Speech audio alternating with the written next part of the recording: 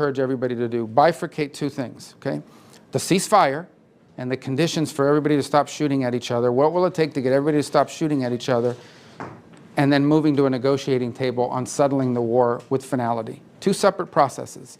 Process number one is, what do we need from both sides in order to stop the shooting and the fighting? So that you can get to a negotiating table. That's the second phase. As part of that second phase, there will obviously be every country in the world has a right to security, has a right to defend itself, has a right to protect its territory. That will have to be part of that conversation. And it will have to be something that involves not simply the views of the United States, but other countries that are involved in that. I've repeated this over and over again. The European Union has imposed significant sanctions on the Russian Federation and on individuals inside of Russia. So they will have to be consulted and they'll have to be engaged in this process and so forth.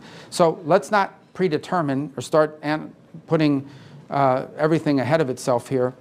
The process of what long-term security means for Ukraine, that will be something that Ukraine will obviously have to agree with, and that will have to be worked through as part of that second phase. But we can't get to the second phase till we get through the first phase. We think it's very difficult to negotiate lasting peace and security in the midst of an all-out war. And so we have to try to lower that so that it makes it possible to move to phase two of this. Encourage everybody to do, bifurcate two things, okay?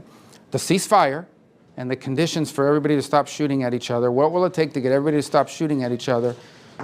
And that's what we want to know, whether they're prepared to do it unconditionally. We'll have contact with them today. There's already been contacts at different levels with counterparts, different members of the administration, and that'll continue. But as far as the Russian reaction to it, that's really the question here. And that is, this is a few hours old. We're going to bring it to them directly. We're going to say that Ukraine is prepared to stop all battlefield activity and begin the immediate process of negotiating an enduring end to the war. And we'll see what their response is. If their response is yes, then we know we've made real progress and there's a real chance of peace. If their response is no, it would be highly unfortunate and it would make their intentions clear. So that's what we're hoping to hear from them. And obviously, as I said, that this was not prearranged for them. So they're probably processing the news the same as the rest of the world. So we hope to have a positive answer from them. The ball is truly in their court. There's no military solution to this conflict.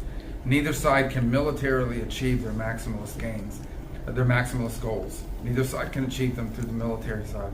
The only way this conflict can end is through negotiation. That's the only way you're going to have peace, is through negotiation.